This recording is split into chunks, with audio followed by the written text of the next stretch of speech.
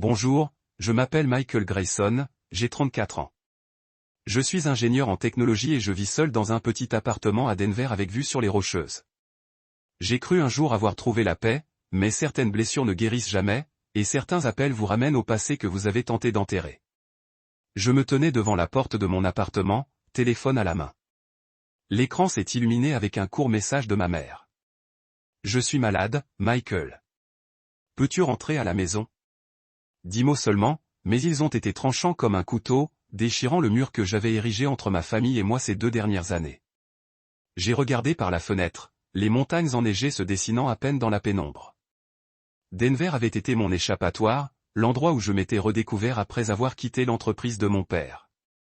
Mais maintenant, je savais que je devais y retourner. Non pas pour mon père, mais pour ma mère, la seule personne de la famille à ne jamais m'avoir vu comme un traître. J'ai emballé quelques vêtements et les ai fourrés dans un vieux sac à dos. Avant de fermer la porte, j'ai jeté un coup d'œil à l'appartement, un espace simple et propre, avec quelques livres techniques sur la table et une guitare que je touchais rarement. C'était mon monde, séparé des drames familiaux, des rumeurs d'argent et de pouvoir. Mais le passé, tel un prédateur, trouve toujours le moyen de vous ramener. Le trajet de Denver à Boulder, où vit ma famille, ne prend qu'1 heure, mais chaque kilomètre me semblait une éternité. J'ai allumé la radio pour essayer d'apaiser mon esprit avec de vieux air country, mais les souvenirs ont déferlé comme des vagues. Mon père, Walter Grayson, 63 ans, est un homme grand et d'une voix rauque. Il est à la tête d'une société minière, un petit empire qu'il a bâti de toutes pièces. Pour lui, l'entreprise n'est pas qu'une affaire. C'est son honneur, son moteur. Et moi aussi. J'étais autrefois son bras droit, le fils aîné qu'il espérait voir tout reprendre. Mais tout s'est effondré il y a 4 ans. J'ai découvert que l'entreprise de mon père ne se limitait pas à l'extraction de pierres et de minerais. C'était la cupidité des mineurs. Ils détruisaient les forêts, polluaient les rivières près des minés, pire encore, ils fraudaient le fisc grâce à des astuces comptables que j'avais découvertes par hasard, en tant qu'ingénieur responsable des systèmes de données. J'ai confronté mon père, non pas par colère, mais dans l'espoir qu'il cesse. On peut faire mieux, papa, ai-je dit d'une voix tremblante. On n'est pas obligé de tout détruire pour gagner de l'argent. Il m'a regardé, le regard froid comme l'acier. Que crois-tu connaître de ce monde, Michael? Penses-tu que les entreprises survivent grâce à l'éthique? C'est la première fois que j'ai réalisé que mon père n'était plus mon héros. C'était un homme dévoré par l'ambition. J'ai quitté l'entreprise peu après. Pas de cris, pas d'accusations, juste un nettoyage discret de mon bureau et une disparition. Mon père a qualifié cela de trahison. Il ne m'a jamais pardonné et je n'ai jamais cherché à lui pardonner. Mon jeune frère, Tyler, alors âgé de 27 ans, a choisi de rester. C'était le directeur financier de l'entreprise, un homme brillant, mais toujours dans l'ombre de notre père. Tyler n'a jamais compris pourquoi j'étais parti. Tu gâches ta vie, m'a-t-il dit la dernière fois que nous nous sommes rencontrés. Je n'ai pas répondu. Certaines choses sont inexplicables quand le cœur sait ce qui est juste, mais les mots ne suffisent pas à le dire. Boulder est apparu devant moi, avec ses rues familières et ses maisons en bois nichées parmi les arbres. Je me suis arrêté devant la grande maison familiale, une maison de maître à 2 étages avec un immense jardin où je courais et jouais enfant. La porte du garage était grande ouverte et j'ai vu mon père debout, vêtu d'une chemise à carreaux, une clé à molette à la main, tandis qu'il réparait un vieux camion. Il a levé les yeux, croisant mon regard. Pas de sourire, pas de hochement de tête, juste un silence pesant, comme si j'étais un étranger. Michael, a-t-il dit d'une voix dénuée d'émotion. Tu es de retour pour maman, ai-je répondu en essayant de garder un ton calme. Comment va-t-elle? Il a fait un geste vers la maison. Le médecin dit qu'elle a besoin de repos. Cancer de stade 2. Mais elle est résistante. Tu le sais. J'ai hoché la tête, le dépassant, avec l'impression d'être je traversais un mur de pierre. À l'intérieur, une légère odeur de désinfectant persistait. Ma mère était allongée sur le canapé du salon, beaucoup plus mince que la dernière fois que je l'avais vue. Ses cheveux argentés étaient soigneusement attachés en arrière, mais ses yeux brillaient encore, comme si la maladie ne pouvait lui voler son âme. Michael, mon garçon, dit-elle avec un faible sourire en me tendant la main. Je m'agenouillai à côté d'elle et lui pris la main. Elle était froide, mais sa prise était ferme, comme si elle essayait de me retenir. Je suis désolé de ne pas être revenu plus tôt, dis-je d'une voix forte. Ne t'excuse pas, murmura-t-elle. Je voulais juste te voir, toi et Tyler aussi. Notre famille a besoin d'être réunie. J'acquiesçai, mais je savais que famille n'était plus un simple mot. Tyler arriva ce soir-là avec sa femme et leur fils de 5 ans, Ethan. Tyler paraissait plus âgé avec quelques mèches grises dans les cheveux, mais son sourire était toujours aussi chaleureux. Ça fait longtemps, grand frère, dit-il en me serrant rapidement dans ses bras. Ethan a accouru, m'enlaçant la jambe et criant « Oncle Mike » avec excitation. Je l'ai soulevé, le cœur fondant. Mais lorsque mon regard a croisé celui de mon père, assis au bout de la table, j'ai su que ce repas ne serait pas facile. Le dîner était tendu. Ma mère essayait de me raconter de vieilles anecdotes sur nos voyages de camping d'enfance, mais mon père mangeait en silence, ses yeux se posant parfois sur moi comme s'il voulait dire quelque chose. Tyler, quant à lui, parlait plus que d'habitude, comme pour combler le vide. L'entreprise est en pleine expansion, dit-il avec enthousiasme. Nous venons de signer un gros contrat avec un partenaire au Nevada. Papa pense que cette année pourrait être notre année décisive. J'ai hoché la tête sans rien dire. Je ne voulais pas ressasser le passé ni provoquer de conflit. Mais mon père a alors pris la parole, la voix glaciale. Vas-tu me poser des questions sur l'entreprise, Michael, ou es-tu encore trop occupé par tes projets, sauver le monde? Le silence retomba sur la table, ma mère me regarda d'un air suppliant. Tyler cessa de mâcher, sa fourchette figée en l'air. J'ai pris une grande inspiration, essayant de garder mon calme. Je fais mon travail, papa. Je n'ai aucune intention de me mêler du tien. Bien sûr, dit-il d'un ton mordant. Tu es doué pour fuir. Tu te crois noble de partir, mais tu n'es qu'un enfant ingrat. Walter, intervint ma mère d'une voix faible mais ferme. Ça suffit. Je me suis levé, je me suis excusé auprès de ma mère et j'ai quitté la table. Je ne voulais pas discuter, je ne voulais pas la contrarier. Mais en sortant dans le jardin, je sentais le regard de mon père me brûler le dos. Je savais qu'il ne m'avait jamais pardonné, et peut-être que je ne lui avais jamais pardonné non plus. Cette nuit-là, j'ai dormi dans mon ancienne chambre où des photos de Tyler, ma mère et moi, prises lors de nos sorties à la plage, étaient encore accrochées au mur. Mais le sommeil ne venait pas facilement. Je restais allongé là, pensant à ma mère et à tout ce qu'elle avait sacrifié pour maintenir cette famille unie. J'ai pensé à Tyler, à la façon dont il avait choisi de rester avec notre père, même s'il connaissait probablement les sombres secrets de l'entreprise. Et j'ai pensé à mon père, l'homme qui avait été mon idole, devenu une ombre rongée par l'ambition. Le lendemain matin, j'ai décidé de nettoyer le garage pour aider ma mère. Une tâche simple pour éviter de le voir. Le garage était poussiéreux, rempli de vieilles boîtes, d'outils et de souvenirs de l'époque où mon père travaillait encore de ses mains.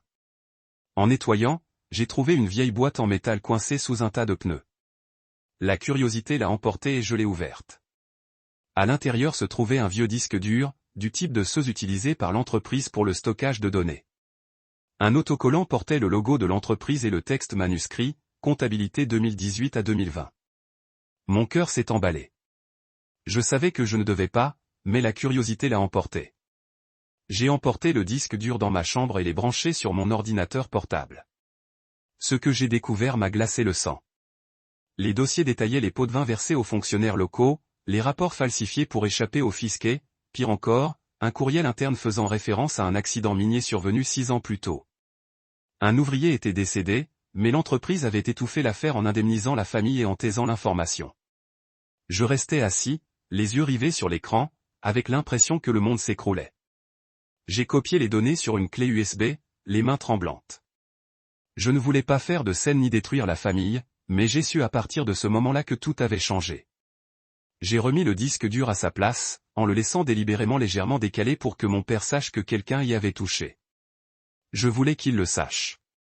Je voulais qu'il ressente la pression autant que moi. Le lendemain matin, je me suis réveillé avec une lourde sensation de lourdeur. Ma mère était toujours allongée sur le canapé, frêle, mais parvenant à sourire en me voyant apporter du café. « As-tu bien dormi, mon garçon ?» a-t-elle demandé d'une voix rauque. J'ai menti en disant que j'allais bien, mais ses yeux semblaient me percer à jour. Elle était toujours comme ça, toujours devinant quand je cachais quelque chose. Je m'asseyais à côté d'elle, lui racontant quelques anecdotes sur mon travail à Denver, les projets techniques sur lesquels je travaillais, mais mon esprit revenait sans cesse au disque dur. Ses secrets et mon père. Il apparut à la porte du salon, vêtu d'une chemise propre, les cheveux soigneusement peignés, mais il y avait quelque chose dans son regard qui me fit froid dans le dos. Ce n'était pas la colère habituelle, mais une froideur, comme s'il calculait quelque chose. « Michael, dit-il d'une voix posée. Viens te promener avec moi. » J'aurais voulu refuser, mais le regard plein d'espoir de ma mère me fit hocher la tête. Nous sortîmes dans le jardin où de grands pins projetaient de longues ombres. L'air matinal était frais, mais j'étouffais. Mon père marchait devant, les mains dans les poches, d'un pas lent et posé, comme s'il pesait ses mots. « Que as-tu trouvé dans le garage hier » demanda-t-il sans se retourner. Mon cœur fit un bond. Je savais qu'il avait remarqué que le disque dur avait été déplacé. J'essayais de garder une voix calme. Je faisais juste du rangement, papa. Le garage était en désordre. Il s'arrêta et se tourna vers moi. Son regard était perçant. Ne fais pas le malin avec moi, Michael. Tu crois que je ne sais pas que tu fouilles dans les choses? Je ne répondis pas tout de suite. Je savais qu'il cherchait, mais je n'allais pas le laisser contrôler la situation si facilement. Si ce que j'ai trouvé t'inquiète, pourquoi ne pas le faire? Dis-le, tout simplement, répondis-je d'une voix basse, mais ferme. Il émit un petit rire sans humour. Tu crois toujours avoir raison, n'est-ce pas? Tu crois pouvoir déterrer le passé et tout juger. Mais tu ne comprends pas, Michael. Le monde ne fonctionne pas comme tu le voudrais. Ton monde fonctionne-t-il en dissimulant la mort de quelqu'un? Ai-je lâché, incapable de me retenir? Les mots ont fait l'effet d'une balle, et j'ai vu son visage se durcir. Je savais que j'avais dépassé les bornes. Il s'est approché, sa voix se réduisant presque à un murmure. Tu ne sais pas dans quoi tu t'embarques, fiston. Si tu es intelligent, tu oublieras ce que tu as vu. Pour le bien de nous tous, je suis resté là à le regarder faire demi-tour et s'éloigner, avec l'impression qu'un rocher me pesait sur la poitrine. Ces mots n'étaient pas qu'un avertissement. C'était une menace. Et pour la première fois, j'ai réalisé jusqu'où mon père était prêt à aller pour protéger ses secrets. Je restais figé dans le jardin. Le vent froid bruissait dans les pins, transportant une odeur de résine et de terre humide. Mais l'air ne m'a pas apaisé. Au contraire, il m'a donné l'impression d'étouffer, comme si le monde entier se refermait sur moi. Je savais que je ne pouvais pas rester ici plus longtemps. Ce n'était pas le cas. En sécurité. Plus maintenant, mon père avait senti que j'en savais trop. Je suis rentré à Denver le lendemain matin, parcourant des routes sinueuses, l'esprit en ébullition.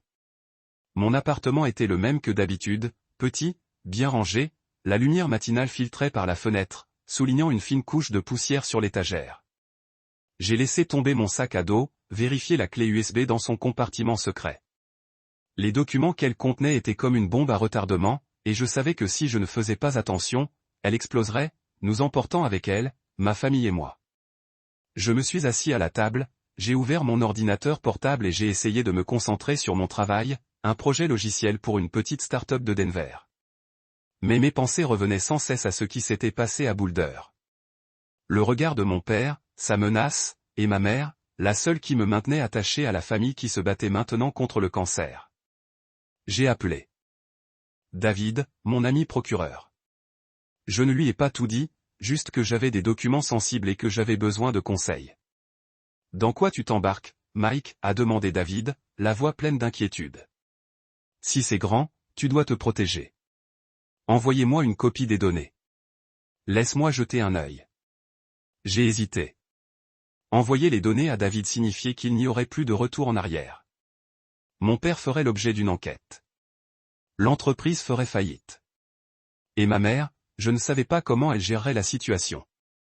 Mais si je restais silencieux, je vivrais avec la culpabilité toute ma vie. J'ai promis de les envoyer à David plus tard, mais d'abord, j'avais besoin de temps pour réfléchir. Les jours suivants à Denver, j'ai essayé de reprendre mon rythme normal. Je suis allé travailler, j'ai rencontré des clients, j'ai codé tard dans la nuit, mais le malaise ne m'a jamais quitté. J'ai commencé à remarquer des petits détails. Un camion noir garé plus longtemps que d'habitude au coin de la rue. Un appel étrange sans réponse et la sensation d'être observé à chaque sortie. Je me suis dit que j'étais paranoïaque. Mais après cette conversation avec mon père, je ne savais plus trop ce qui était réel et ce qui était imaginaire. Mon 34e anniversaire approchait et je n'avais rien prévu de spécial. Un dîner tranquille, seul, peut-être avec un verre de vin et un vieux film sur Netflix, était ma conception de la fête. Puis ma mère est arrivée. Elle m'appela d'une voix faible, mais pleine d'inquiétude. « Michael, mon garçon, je sais que tu aimes être seul, mais un anniversaire, ça se passe en famille. » Elle dit d'une voix tremblante, « Je m'inquiète pour toi, tout seul à Denver. Ça doit être solitaire. Invite Tyler et sa famille, d'accord? Je veux que tu sois heureux pour ce jour spécial. » Je voulais lui dire que j'allais bien, que j'étais habitué à la solitude, mais en entendant sa voix, je ne pouvais pas refuser. Elle était malade, et chaque mot qu'elle prononçait ressemblait à une supplication pour ne pas m'éloigner davantage de la famille. J'inspirais profondément, hochai la tête même si elle ne pouvait pas me voir, et promis d'organiser une petite fête avec la famille de Tyler. Après avoir raccroché, j'appelai Tyler pour l'inviter à la fête d'anniversaire. Sa maison était à environ 30 minutes en voiture de la mienne, et je savais qu'il ne raterait jamais une occasion de me pousser du coude vers la compagnie minière familiale. « Ton anniversaire, hein? Comptez sur nous. J'amène Sarah et Ethan, dit-il d'une voix enthousiaste. Ethan meurt d'envie de voir oncle Mike. Je souris au téléphone, mais le malaise persistait. Tyler était désormais le bras droit de mon père. Il soutenait chacune de ses décisions, et je craignais qu'il ne complote dans mon dos. L'anniversaire arriva, un samedi clair, la lumière du soleil entrait par la fenêtre de mon appartement, illuminant la pièce. J'ai rangé, empilé les livres techniques sur la table, nettoyé la cuisine et même acheté des ballons pour faire plaisir à Ethan. Tyler, Sarah et Ethan arrivèrent dans l'après-midi, apportant un petit sac cadeau et des sourires radieux. Ethan se précipita, me serrant les jambes dans ses bras et criant « Oncle Mike, j'ai apporté des biscuits pour toi. » Je ris en le soulevant, le cœur un peu plus léger. Tyler me tapota l'épaule et Sarah me serra dans ses bras, me disant qu'elle avait apporté une recette de ma mère pour mon plat préféré. Nous nous assîmes autour de la petite table de la cuisine, riant et ils partageaient des histoires. Tyler se souvenait des moments où nous rendions notre mère folle, enfant, comme quand nous avions tiré des feux d'artifice dans le jardin et failli brûler la clôture. Ethan riait, la bouche pleine de miettes de biscuits. J'essayais de me détendre, mais chaque fois que je pensais à mon père, un frisson me parcourait l'échine. Il n'était pas venu, mais je savais qu'il avait des moyens de contrôler les choses à distance. Vers 21h, on a sonné à la porte. J'ai pensé que c'était peut-être un voisin, mais quand j'ai ouvert, un livreur se tenait là, tenant une grande boîte enveloppée de papier argenté. « Pour Michael Grayson », a-t-il dit en me tendant un bloc-notes à signer. J'ai ouvert la boîte et à l'intérieur se trouvait un gâteau d'anniversaire au chocolat recouvert d'un glaçage onctueux et décoré de fleurs en sucre raffiné. Une petite carte était attachée avec un texte manuscrit, « Joyeux anniversaire, Michael », écrit par un vieil ami. Pas de nom précis, mais l'écriture me semblait vaguement familière, comme celle d'un ancien associé de mon père. J'ai froncé les sourcils, un sentiment de malaise grandissant, mais je ne voulais pas gâcher l'ambiance devant Tyler et Ethan. « Waouh, c'est magnifique », s'est exclamé Sarah quand j'ai apporté le gâteau. « Qui l'a envoyé, Mike ?» Probablement un vieil ami, ai-je dit en essayant d'avoir l'air décontracté. « Je ne sais pas », Ethan a bondi d'excitation, exigeant qu'on coupe le gâteau immédiatement. J'ai souri, mais au fond de moi, je ne voulais pas y toucher. J'étais au régime, et même si ce n'était qu'une excuse, quelque chose clochait. J'ai poussé le gâteau vers Tyler et Ethan. « Allez, allez, je vais réduire les sucreries, ai-je dit. Tyler a ri en me tapant sur l'épaule. « Tu es tellement esthétique, Mike. » Il a coupé une grosse part pour Ethan, puis en a pris une pour lui. Sarah a refusé, prétextant qu'elle n'était pas fan de chocolat, et je suis resté assise là, sirotant de l'eau, à regarder la viande. Ethan a dévoré sa part, le visage couvert de glaçage, tandis que Tyler se moquait de moi en me disant que je passais à côté du meilleur. J'ai ri, mais mes yeux sont restés fixés. Je me suis dirigé vers le gâteau, incapable de dissiper le malaise grandissant. La fête s'est prolongée jusqu'au soir, rythmée par les rires d'Ethan et les anecdotes de Tyler. Sarah m'a raconté sa première rencontre avec ma mère et comment elle lui avait appris à faire du pain de maïs. J'ai essayé de savourer l'instant, mais l'anxiété m'a envahi. Lorsqu'ils sont partis, j'ai serré Ethan fort dans mes bras, lui promettant de lui rendre visite bientôt. Tyler m'a tapoté l'épaule en disant « Ça faisait longtemps qu'on ne s'était pas autant amusé, Michael. Merci de nous avoir invités. J'ai hoché la tête, mais en fermant la porte, j'ai eu l'impression d'être tombé dans un piège invisible. Le lendemain matin, j'ai reçu un appel inattendu de mon père. Il m'appelait rarement et ce jour-là, sa voix était si douce et intime qu'elle m'a donné des frissons. « Tu as passé un bon anniversaire, fiston ?» a-t-il demandé. J'ai hésité. « C'était sympa, papa. » J'ai invité la famille de Tyler, c'était animé. Son ton a changé instantanément, sec et mordant. « Qu'est-ce que tu viens de dire ?» Toute la famille de Tyler était là. Oui, maman a dit que je devrais les inviter pour une ambiance familiale, alors j'ai appelé. Avant que j'aie pu terminer, il a raccroché brusquement. Je suis resté là, le téléphone à la main, perplexe. Mon regard s'est posé sur le reste de gâteau sur le plan de travail de la cuisine, et une pensée horrible m'a traversé l'esprit. Non, c'était impossible. Mon père ne le ferait pas. Mais je me suis souvenu de son regard, de sa menace dans le jardin. Je savais qu'il ferait tout pour protéger ses secrets. Environ 30 minutes après l'appel de mon père, mon téléphone a sonné à nouveau. Cette fois, c'était Sarah, la voix tremblante, à peine contrôlée. Ethan et Tyler, ils sont malades. Ils sont à l'hôpital. Pouvez-vous venir tout de suite? Mon cœur s'est arrêté. Qu'est-ce qui ne va pas? Que s'est-il passé? A sangloté Sarah. Je ne sais pas, après avoir parlé à quelqu'un, Tyler a pris peur et a emmené Ethan d'urgence à l'hôpital pour des examens. Les médecins ont dit que c'était un empoisonnement, une insuffisance hépatique aiguë. Ethan, il est dans un état critique. Michael, Tyler est dans le coma. S'il vous plaît, venez maintenant. Je me suis précipité hors de l'appartement, sans réfléchir. Sur le chemin de l'hôpital de Boulder, j'ai essayé de reconstituer tout ça. Ethan et Tyler, le gâteau, les paroles de mon père. Je ne voulais pas y croire, mais une partie de moi le savait. En arrivant à l'hôpital, j'ai trouvé Sarah dans le couloir, les yeux rouges, serrant la veste d'Ethan. Ils ont commencé à vomir ce matin, a-t-elle murmuré. Les médecins disent qu'Ethan et Tyler sont dans un état critique. J'ai tellement peur. J'ai tenu la main de Sarah pour essayer de la réconforter, mais la rage et la peur me submergeaient. J'ai exigé de voir le médecin, qui a confirmé que Tyler et Ethan présentaient tous deux des signes d'intoxication grave, probablement dû à une puissante toxine affectant le foie. Nous effectuons des examens, a-t-il dit. Mais leur état est très grave. Les paroles du médecin m'ont transpercé comme un couteau.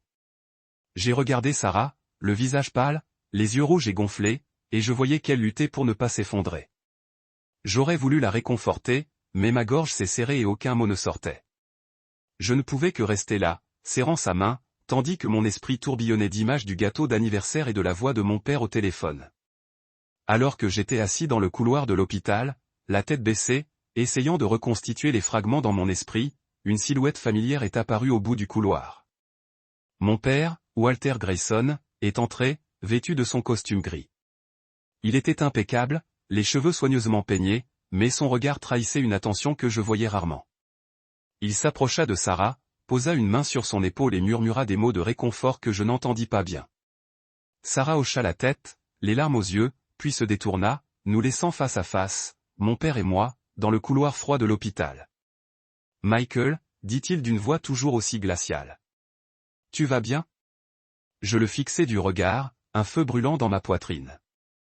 Comment pourrais-je aller bien alors que Tyler était dans le coma et qu'Ethan, un petit garçon de 5 ans, luttait pour sa vie? Je me levai et m'approchai de lui, la voix tremblante de colère. Tu sais ce qui se passe, n'est-ce pas, dis-je à voix basse pour que Sarah n'entende pas le gâteau. C'est toi qui décides ce matin. Qu'est-ce que tu sais de tout ça? Mon père fronça les sourcils, une lueur de surprise traversant son regard avant de retrouver son calme. De quoi parles-tu, Michael? Tu crois que j'ai quelque chose à voir avec la maladie de Tyler et Ethan? Tu es fou. Ne fais pas l'idiot. Ai-je rétorqué en m'approchant jusqu'à voir les ridules sur son visage. Ce gâteau m'a été envoyé avec une carte d'un vieil ami, et maintenant mon frère et mon neveu sont là, empoisonnés. Tu crois que je vais croire à une coïncidence? Il m'a regardé, les yeux s'assombrissant, mais il n'a pas bronché. Tu accuses ton propre père sans preuve, Michael, a-t-il dit d'une voix glaciale. Tu me prends pour un monstre qui s'en prendrait à mon propre fils et à mon petit-fils? Tu me crois vraiment si maléfique? Ces mots m'ont frappé comme un coup de poing en pleine poitrine. Je voulais le croire. Je voulais croire qu'il ne pouvait pas faire une chose aussi horrible. Mais je me suis souvenu du disque dur, des documents sur les pots de vin, de l'accident étouffé et de sa menace dans le jardin. Je me suis souvenu de son ton au téléphone ce matin, de sa façon de tergiverser. Était-ce une simple coïncidence? Impossible. Je ne croyais pas que c'était le fruit du hasard. Mon père devait être impliqué. Tu m'as dit d'oublier ce que j'avais trouvé, ai-je dit d'une voix basse mais sèche. Tu as dit que c'était pour notre bien à tous. Mais pour qui? Le tien, les entreprises, ou les secrets que tu essaies de cacher? Il a secoué la tête, les lèvres pincées comme si je l'avais insulté. Tu ne sais pas de quoi tu parles, Michael. Tu laisses la paranoïa prendre le dessus. Je suis ici parce que je m'inquiète pour Tyler et Ethan, pas pour... Écoutez vos accusations sans fondement.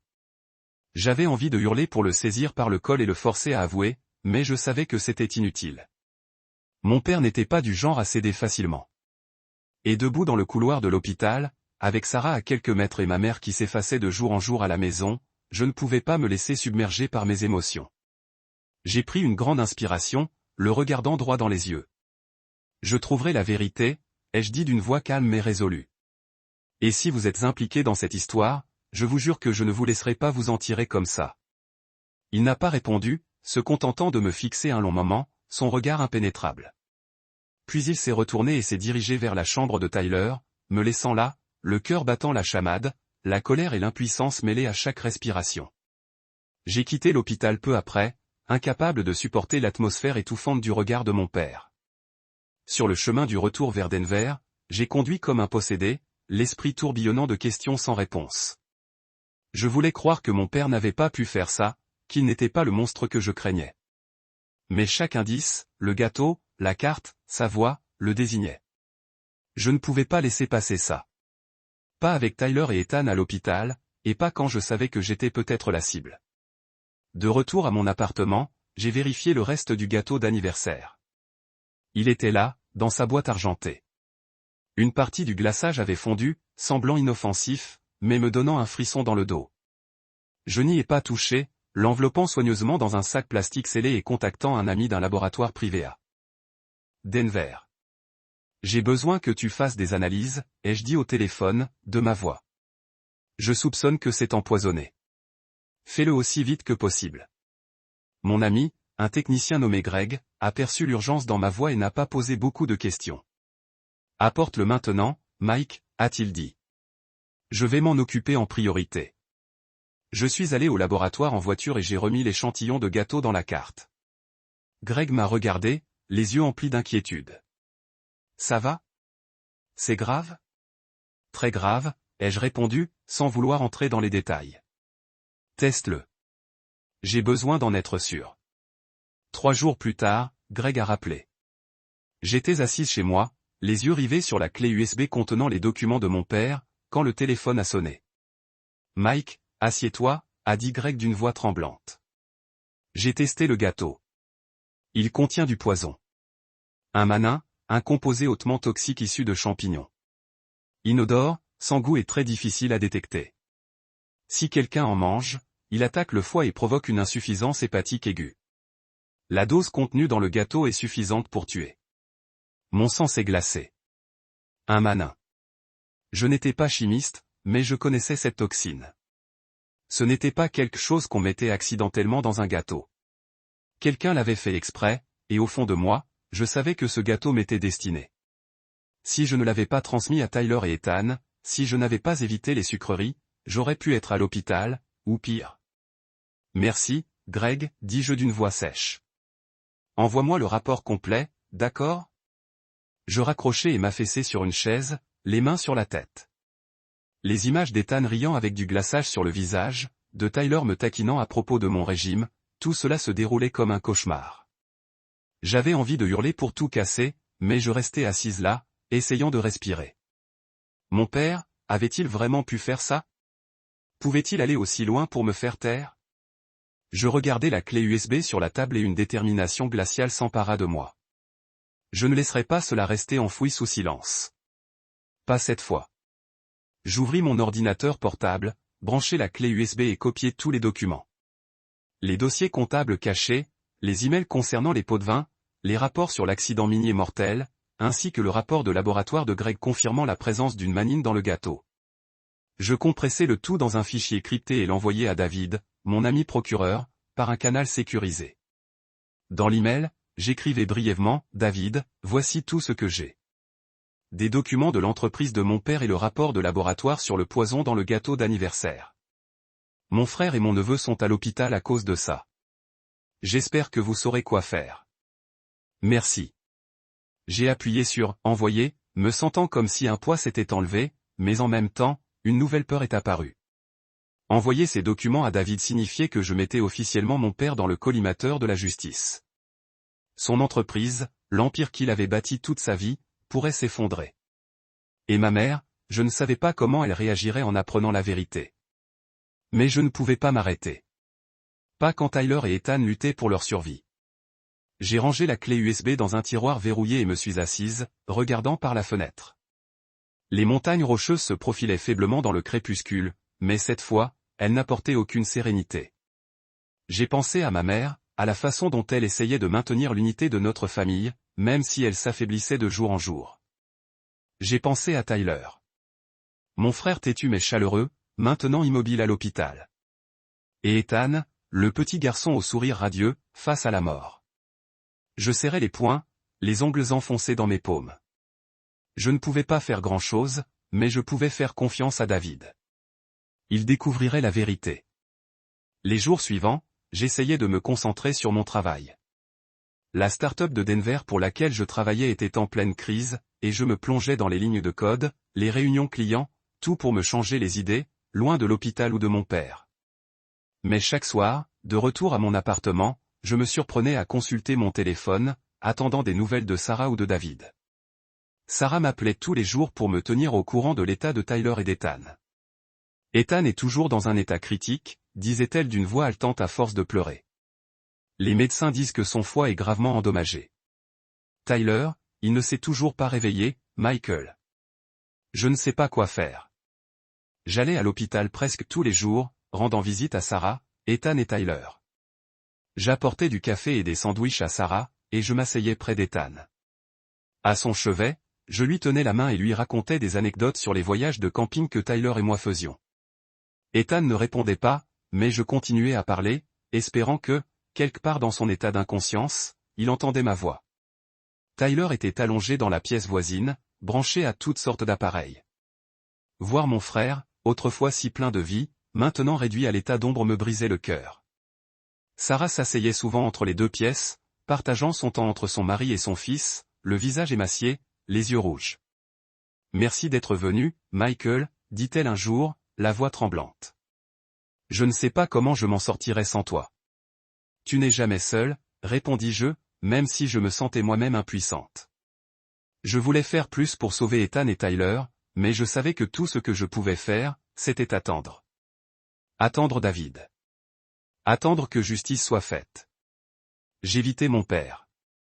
Il a appelé plusieurs fois, laissant des messages vocaux d'un ton calme, comme si de rien n'était. Michael, ça va? Ta mère demande de tes nouvelles. Je ne répondis pas. Je ne pouvais pas lui faire face, surtout quand je savais qu'il était peut-être derrière tout ça. Je me concentrais sur mon travail, mes visites à l'hôpital, et j'essayais de garder mon calme. Mais chaque fois que je voyais Ethan avec des tubes qui traversaient son petit corps, la colère montait en moi. J'avais envie d'affronter mon père pour le forcer à avouer, mais je savais que c'était féodal. Il ne reculerait jamais. Pas avec moi. 3 semaines plus tard, David rappela. Sa voix était grave, mais teintée d'excitation.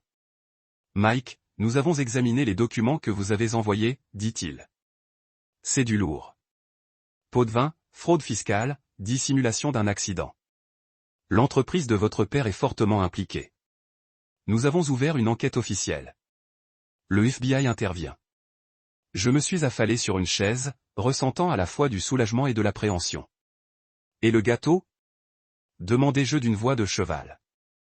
David hésita. Nous remontons la commande.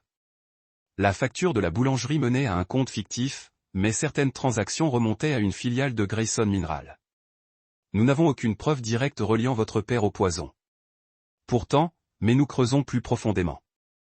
Vous avez fait la bonne chose qui m'a envoyé ça, Mike. Merci, David, j'ai dit. Mais à l'intérieur, je ne savais pas ce que je ressentais. La justice arrivait, mais à quel prix? Comment ma mère ferait-elle face lorsqu'elle a appris que mon père faisait l'objet d'une enquête? Et si Tyler et Ethan ne le faisaient pas, la justice serait-elle suffisante pour soulager la douleur? Au cours des semaines suivantes, j'ai entendu parler de mon père à travers les nouvelles et David. Le bureau du procureur fédéral a annoncé une enquête majeure sur les minéraux de Grayson avec des allégations de soudaine de responsables locaux et d'évasion fiscale. Le nom de mon père est apparu dans les gros titres aux côtés de mots comme la corruption et le scandale. Le stock de l'entreprise a chuté et je savais que l'empire qu'il avait construit était en s'effondrer. Une fois, je l'ai vu à la télévision debout devant le bâtiment de l'entreprise entouré de journalistes. Il avait l'air plus âgé, son visage arqué mais toujours provoquant. « Je suis innocent », a-t-il dit dans les microphones. « C'est une chasse aux sorcières. » Je ne le croyais pas. Plus maintenant. Ma mère m'a appelé une fois, sa voix plus faible que jamais. « Michael, que se passe-t-il avec ton père ?» elle a demandé. La nouvelle dit des choses terribles. Que savez-vous? Je ne savais pas comment répondre. Je ne voulais pas mentir, mais je ne voulais pas non plus lui briser le cœur. Maman, je ne suis pas sûr, dis-je. Mais j'essaie de faire la bonne chose. Elle était silencieuse un instant, puis chuchota, je veux juste que notre famille soit en paix. Ces mots coupent comme un couteau. Je voulais lui promettre que tout irait bien, mais je ne pouvais pas. Pas quand Tyler et Ethan se battaient toujours pour leur vie et que mon père faisait face à la loi. 2 mois plus tard, David a rappelé. Mike, nous avons plus de preuves, a-t-il déclaré. Les courriels internes de la société de votre père relient un ancien assistant à commander le gâteau. Il n'y a aucune preuve directe que votre père a donné la commande, mais l'assistant prétend qu'il agissait sur les instructions du haut. Nous construisons l'affaire. J'ai hoché la tête, bien que David ne puisse pas voir. Merci, dis-je. Continuez. Après avoir raccroché, je me suis effondré sur une chaise, regardant la fenêtre de l'appartement. Les montagnes rocheuses se sont éteintes avec un déchaînement de la tempête à l'intérieur de moi. J'avais fait la bonne chose en envoyant le document à David, mais le costume de la vérité était devenant peint. Ethan était toujours à l'hôpital. Hôpital, j'ai vu Sarah assise entre 2 chambres. Tyler, son visage décharné comme si elle se fanait elle-même. Heureusement, quelques semaines plus tard, Ethan a commencé à montrer des signes de récupération. Les médecins ont déclaré qu'il avait réussi le stade critique, mais les dommages à son foie étaient permanents. Il devrait vivre avec un régime strict, des médicaments et des examens réguliers pour le reste de sa vie. Alors que je tenais sa petite main, sentant ses minuscules doigts saisir le mien, je ne pouvais pas m'arrêter de penser à son sourire enduit de glaçage pour mon anniversaire. Je l'avais dépassé ce gâteau, et maintenant Ethan payait le prix de ma décision. Tyler, cependant, n'était pas aussi chanceux. Un matin, alors que je sirotais du café dans mon appartement, Sarah a appelé. Sa voix a été brisée. Chaque mot est difficile pour sortir.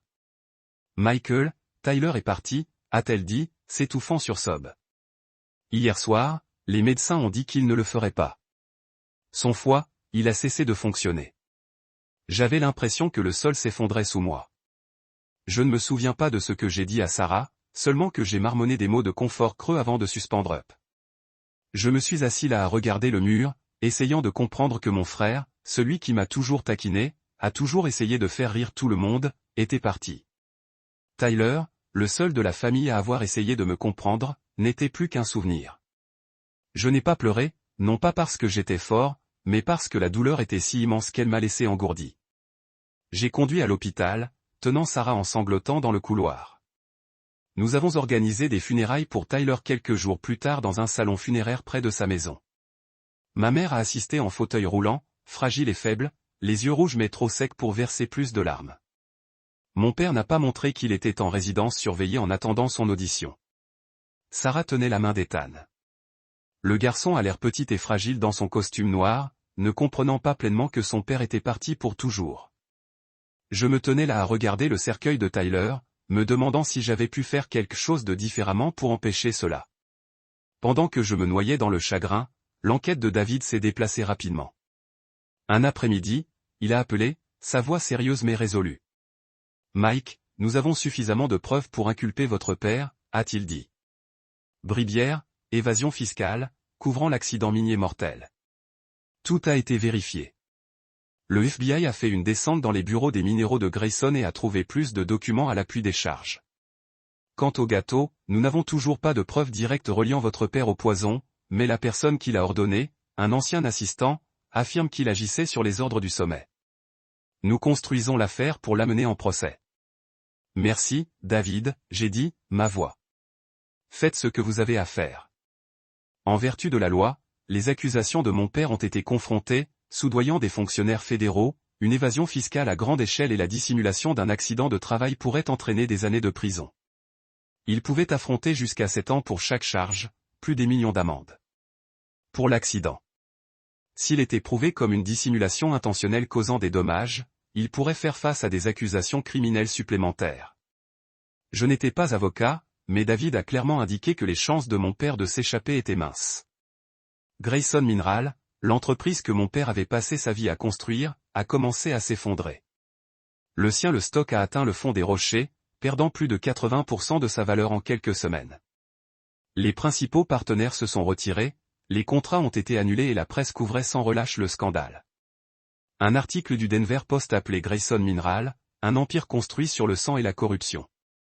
J'ai lu ces mots et ressenti à la fois l'amertume et le vide. Mon père avait tout perdu, sa réputation, son pouvoir et maintenant sa liberté. Mais cela n'a pas ramené Tyler. N'a pas guéri le foie d'Ethan. Je n'ai pas facilité la souffrance de ma mère. J'ai visité ma mère après les funérailles de Tyler. Elle était allongée dans son lit, plus faible que jamais, mais ses yeux tenaient toujours une étincelle comme si elle s'accrochait à un dernier déchaînement d'espoir. Michael, murmura-t-elle, saisissant ma main. Je sais ce que vous avez fait. Ces documents, vous les avez donnés à la police, n'est-ce pas? J'ai hoché la tête, incapable de rencontrer son regard. Je devais, maman. Je ne pouvais pas le laisser continuer. Elle était silencieuse un instant, puis me serra la main. Je ne vous blâme pas, a-t-elle dit. Mais je souhaite que notre famille n'ait pas à être comme ça. Ces mots coupaient comme une lame. Je voulais m'excuser pour dire que je ne savais pas, mais je ne faisais pas de temps. Plus tard, mon père est allé en procès. Grayson Mineral a officiellement déposé un bilan peu de temps après. Les mines ont été fermées. Les employés ont été licenciés et des actifs ont été saisis pour payer des dettes. J'ai lu les nouvelles et j'ai ressenti un étrange vide. Cette entreprise avait fait partie de moi, même si je l'avais quittée il y a longtemps, mais maintenant ce n'était rien de plus que les cendres de l'ambition. J'ai quitté Denver quelques mois plus tard, incapable de supporter les souvenirs qui s'accrochaient à moi. Chaque coin de rue, chaque route m'a rappelé les jours où je faisais encore partie de la famille Grayson. Quelques jours avant que tout ne se brise. J'ai choisi une petite ville de l'Oregon appelée Atoria, où l'océan Pacifique s'écrase contre les côtes rocheuses et l'air porte la faible parfum de sel de mer. Mon nouvel appartement était assis sur une petite colline avec des fenêtres donnant sur l'océan, où je pouvais regarder les bateaux de pêche dériver chaque matin. Ce n'était pas un endroit glamour, mais c'était quelque part que je pouvais respirer, quelque part où je pouvais essayer de recommencer. J'ai trouvé un emploi dans une start-up d'énergie renouvelable travaillant en tant qu'ingénieur logiciel sur des projets d'éoliennes offshore. Le travail n'était pas trop exigeant, mais cela a gardé mon esprit occupé. J'ai écrit du code, rejoint des réunions en ligne et visité occasionnellement le port pour vérifier les données des capteurs. Mes collègues étaient de bonnes personnes simples qui ne savaient rien de mon passé, et je les aimais de cette façon. Ils m'ont appelé Mike, le gars calme qui aime le café noir, et j'ai souri, leur laissant penser que j'étais juste un ingénieur ordinaire avec une vie ordinaire. Mais chaque soir de retour dans mon appartement, je me suis affronté. J'ai gardé une photo de Tyler et Ethan sur mon bureau, prise lors d'un voyage de camping il y a quelques années. Tyler souriait, levant un poisson qu'il avait attrapé, tandis qu'Ethan, alors âgé de 3 ans, était assis sur ses épaules, brandissant un bâton comme une épée. J'ai regardé la photo et senti mon cœur se resserrer. Tyler était parti. Et Ethan, bien qu'il ait survécu, n'aurait jamais une vie normale. J'ai appelé Sarah chaque semaine pour le vérifier. Il va bien, disait-elle, sa voix toujours teintée de douleur. Mais il continue de poser des questions sur son père. Je ne sais pas comment répondre. J'ai envoyé de l'argent à Sarah quand je le pouvais, même si elle a toujours refusé. Tu as fait assez, Michael, disait-elle. Mais je savais que je ne l'avais pas fait. C'est moi qui a passé ce gâteau, celui qui a involontairement tiré Tyler et Ethan dans le feu croisé entre moi et mon père. Je ne l'ai jamais dit à Sarah, mais chaque fois que je le regardais dans les yeux, la vérité était là. Ma mère est décédée peu de temps après les funérailles de Tyler. Elle est allée paisiblement dans son sommeil comme si elle était trop fatiguée pour continuer à me battre. Je suis retourné à Boulder pour ses funérailles, debout devant son cercueil, se sentant comme si j'avais perdu le dernier morceau de ma famille. Mon père n'a pas été informé. Je ne me souciais pas de tout. À moi et à Tyler quand nous étions enfants. Michael, mon garçon, tu es plus fort que tu ne le sais. Ne laissez pas la douleur vous définir. J'ai plié la lettre, je l'ai glissée dans ma poche et j'ai quitté la maison sans regarder en arrière. En Atoria, j'ai vécu une vie tranquille. Je suis entré le long de la plage le week-end, à écouter les vagues et à réfléchir à ce qui s'était passé. Je ne détestais plus mon père. Phrase de 12 ans, et avec sa santé, je n'étais pas sûr qu'il vivait assez longtemps pour être libéré. Dans une lettre à ma mère. Parfois, le coût de la vérité est une perte qui ne peut pas être annulée. J'ai commencé à tenir un journal, non pas pour documenter l'histoire, mais pour me comprendre.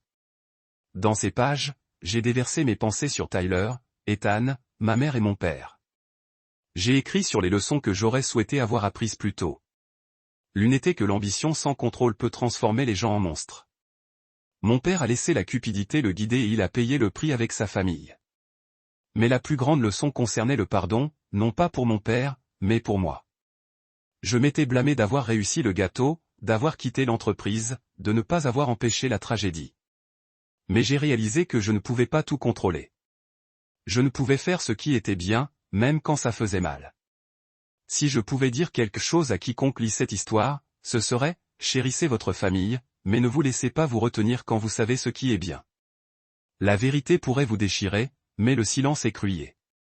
Et surtout, vivez une vie que vous ne regretterez pas lorsque vous regardez en arrière. J'apprends toujours à faire ce jour-là. Un matin, je me tenais sur la rive de la Toria, regardant les vagues s'écraser contre les rochers. J'ai retiré la lettre de ma mère et relire ces dernières lignes. Ne laissez pas la douleur vous définir. Je l'ai repliée, laissant la brise de cible ébouriffer mes cheveux. Je ne savais pas si je trouverais une paix complète, mais je savais que j'essayais, et c'était peut-être tout ce que je pouvais faire.